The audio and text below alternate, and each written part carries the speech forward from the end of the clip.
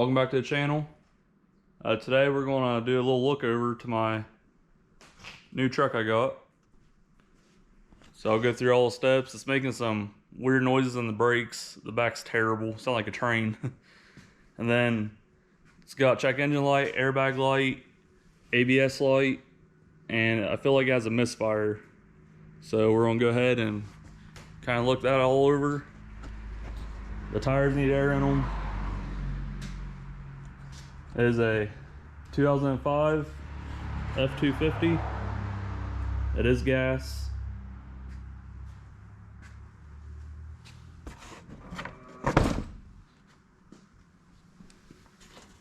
Definitely needs some attention.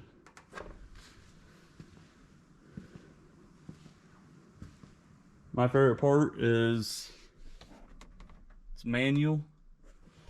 It's 4-wheel drive.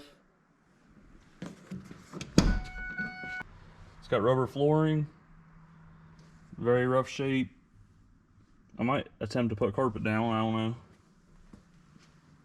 It's got some rigged up wires. Definitely got to fix that. I hate when wires are all half-ass ran.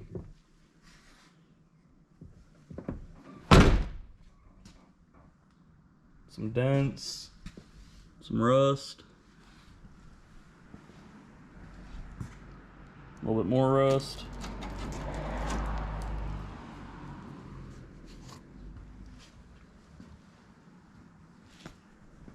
There's no tailgate. Does have the 5th wheel hitch along with the regular bumper hitch.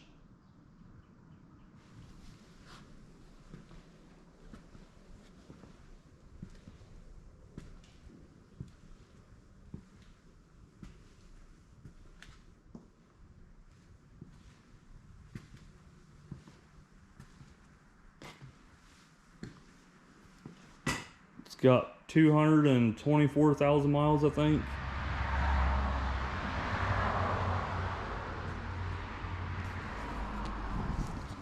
Ever since I traded my diesel off for the Jeep,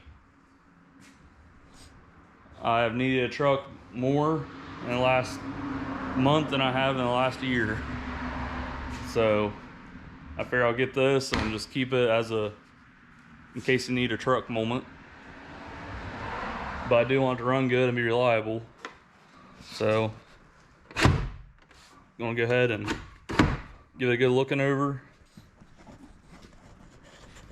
It honestly probably needs a flatbed on it or a different bed. The bed's pretty shot. The frame needs cleaned up and painted. I don't see no rust holes in it.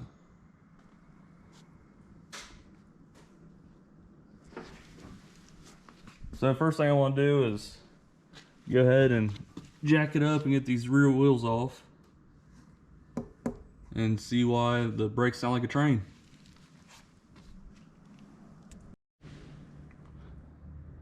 Might be a good reason why my brakes ain't the greatest. I don't think you're supposed to squeeze the hose off unless I have a bad caliper or something on it. Looks like the rear end might be leaking.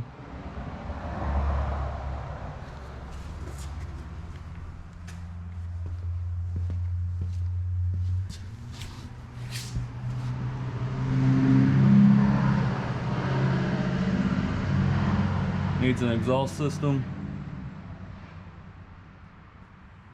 or at least some type of muffler.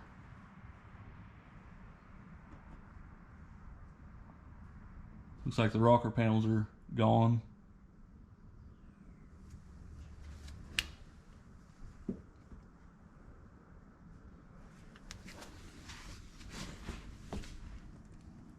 Looks like somebody just half-ass welded this hitch on.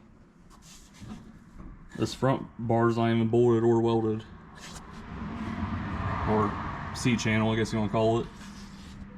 The back one's got 2 little spot welds. I'll take it down to work and weld it on there a little better. before I ever attempt to use it.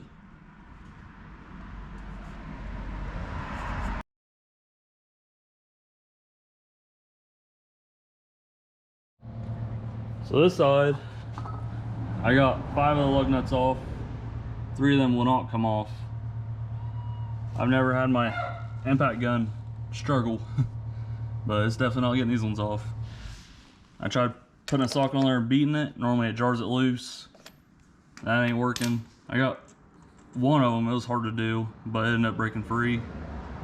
I've been spraying a PB Blast. It ain't working.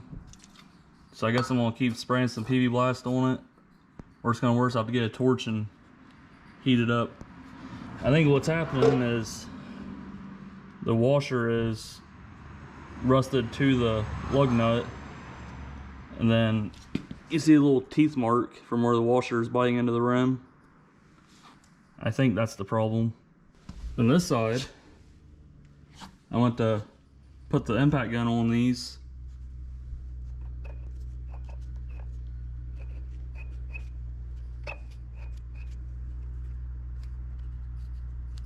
All 3 of these were loose, so total of 6 lug nuts were finger tight. Let's see how easy these break free.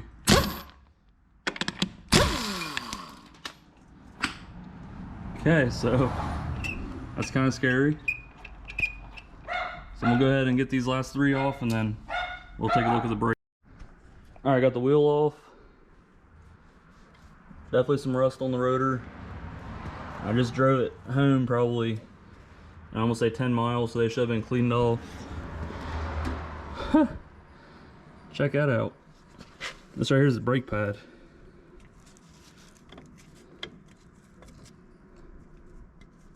Let me get a flashlight. I don't know if you guys can see that. Alright, so now you can kind of see it a little better with the light. The brake pad actually slid up with it. It's supposed to be nice and straight down in the caliper, and it is not. So I'm gonna pull this caliper off, pull those vice grips off. They're probably rusted on there too, and see why they blocked this caliper off. I don't know if it's leaks or maybe they did it because the brake pad was bad. I don't know. Then this tire over here, I finally got the last 3 lug nuts off. I use this big breaker bar standing on it, and they end up breaking free.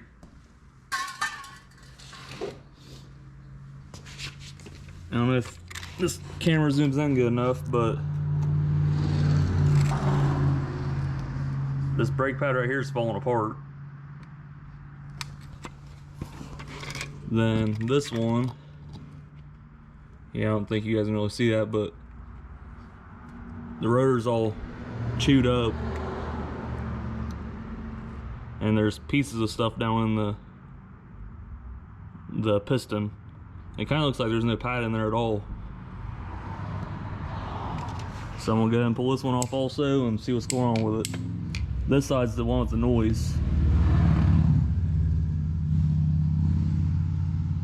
So hopefully the calipers are good, and I'll order new rotors and pads all the way around. Alright, first thing I'm gonna do is grab a pry bar and try to compress this caliper just a little bit. Oh, maybe. Alright, the pins might be rusted up or something. So I'm just going to unbolt them. It is a 13mm.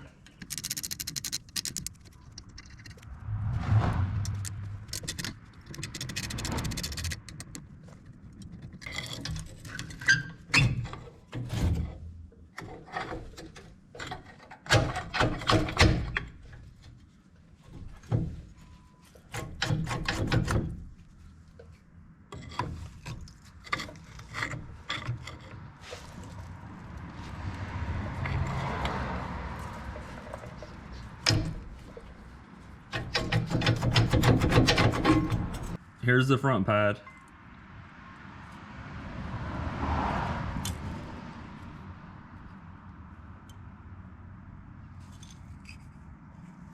Then there's the rear pad.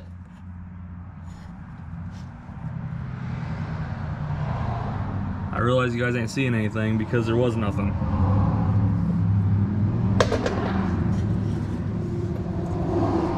So here's the only thing that fell out of it.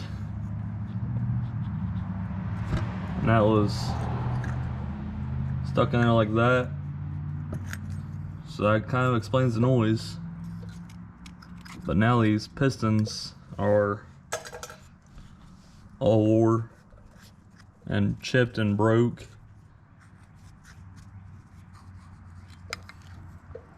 So I'm gonna grab my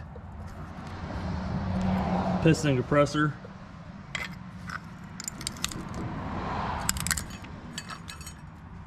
and see if they will get pushed back in. Well, this one's all breaking away.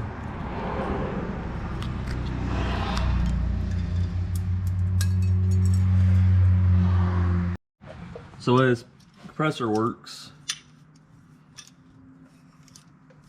is you make sure your little pads are all screwed in. Then you flip your lever, put it in place, and just ratchet back and forth. Definitely a lifesaver. Well, believe it or not, they're actually pressing back.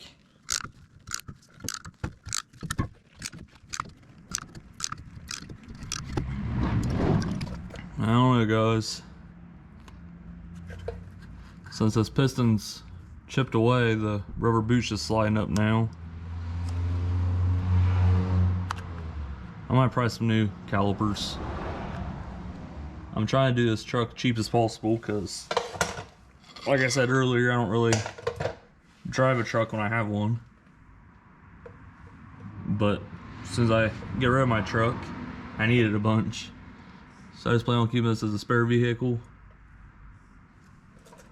So I don't really want to spend that much on it. It's always going to need new rotors.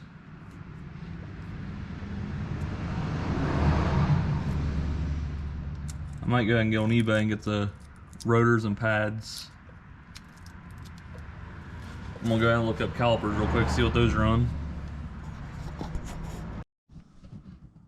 So I don't know if you guys can see this very well, but for rear rotors, 2 of them, $115 a piece, so $230 before taxes.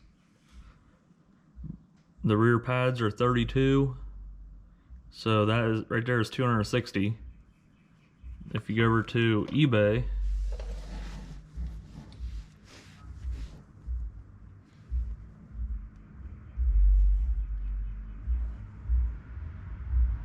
I can get front and rear pads and rotors. Comes with all the hardware clips, brake fluid, brake cleaner, brake pads, drilled and slotted. And those right there are $300. So it's almost the same price as the Vans, except you get the front also. Then 2 calipers from eBay is $91.38. That's both sides of the rear. And through Advance, they are $82 a piece. And you can't use a coupon code on those. Then spark plugs through Advance is $102. They're $13 a piece. You need 8 of them. And on eBay, they are $84. That is for Motorcraft. I imagine that's probably the best replacement factory. So I might just go ahead and order stuff off eBay. I'll tell you what the total that's going to be. That's $474. That's for front and rear pads and rotors, rear calipers, and all 8 spark plugs. And I probably got an order air filter too. So I'm gonna go ahead and tear the other side apart before I do this and make sure it's gonna need a caliper. One more thing I noticed while I was sitting here, this is the driver's side still. See this gap right here? Yeah, it's definitely not supposed to be there. You can see right here, that's the leaf spring broke. So it's missing a piece of it, and it's broke there. Definitely not supposed to be like that. So normally when I take calipers off, I like to pry them a little bit. Oh, but these ones do not budge. Wow. It makes it easier when you get them off and you gotta pry on them. They just normally fall off. So that ain't working. It could be because of them vice grips too. I forgot about those.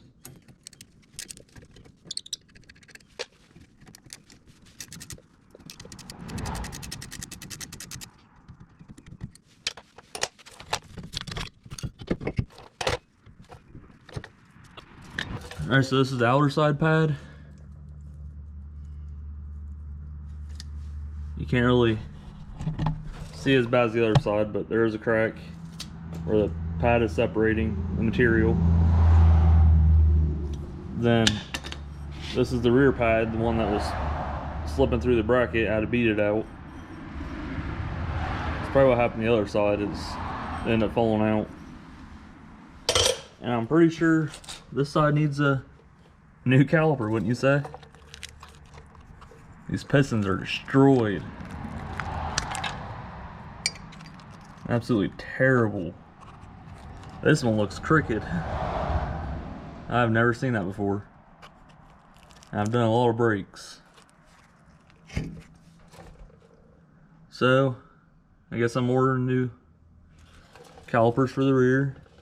Might as well go ahead and get a new brake hose since that one's been collapsed for so long. So I'm guessing this one was making noises and they just tried pinching the line off so this way it wasn't making noises no more. So now we know we need rear brakes and calipers. Now I'm gonna go ahead and hook my scan tool up and we're gonna see what all the lights are on there for. Hopefully it's nothing too crazy. So I'm using my snap-on verdict. Very good, very slow. Alright, so as you can see, there's all those lights on the dash. The battery light is because it's not started right now. Whoa, that scared me. So I'm gonna go ahead and get my scan tool hooked up. It's the Verdict D7 snap-on. It's a really nice scan tool, but it is very slow.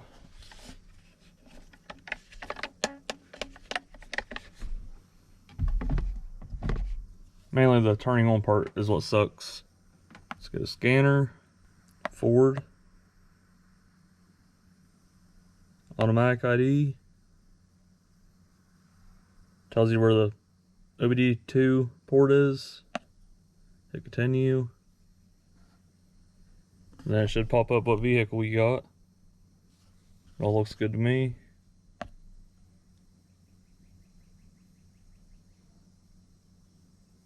They're going to do a complete vehicle scan. Might take a few minutes, but this detects all the systems. So right now, it's not completely done.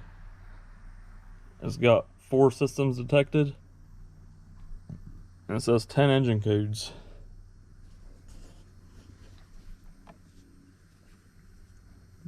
Mass airflow, intake air temperature, FT sensor,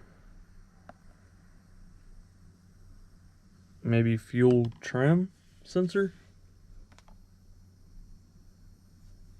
fuel rail pressure, A circuit high input, fuel pump driver module offline, tax system force limited power, O2 sensor. Then the ABS is left front speed sensor input circuit fault. Then right front wheel speed sensor input missing. Airbag is pad warning lamp inoperative. So that's all the current codes. So now I'm gonna go to the engine. We're gonna go to data display.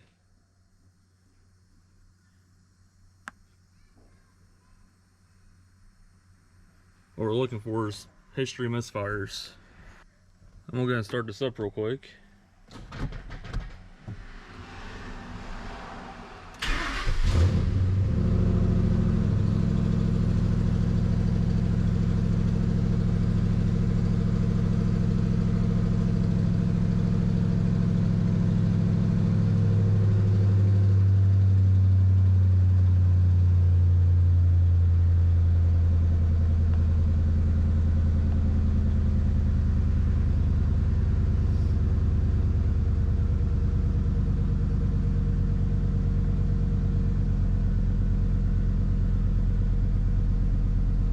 It says no on misfire.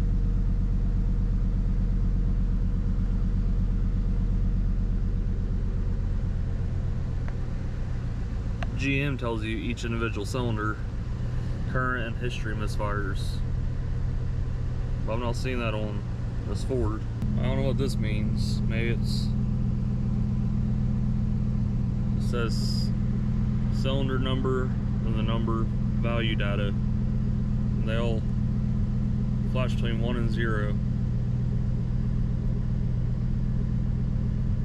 -1. I'll have to look that up. I'm more used to working on GM vehicles. So I might go ahead and order the brake stuff.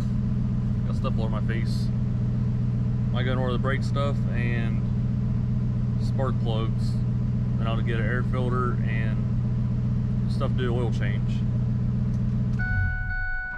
Then when that stuff comes in, we'll make a video on installing all that stuff. So I'll give you guys a quick glance under the hood real quick. Nothing too fancy except some rigged up junk. You got that green wire spliced into nothing. And it's got a splice there. Looks like it runs into the cab maybe. This white wire is spliced in down here with a no connection. You guys really should not use this at all. Then it's got wires just twisted together, sticking out of it, because that makes sense.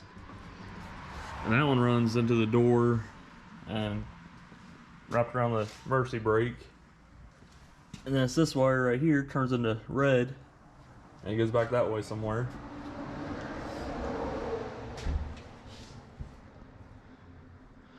But that's all that. Plan on fixing all that.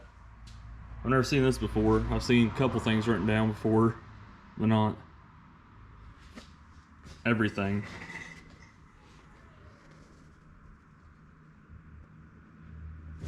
Had new brakes and rotors about 20,000 miles ago.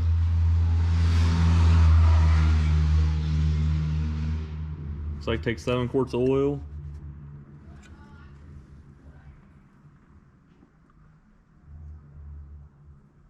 I went and ordered spark plugs. I'm kind of nervous to do them because I've heard a lot of bad things about these spark plugs.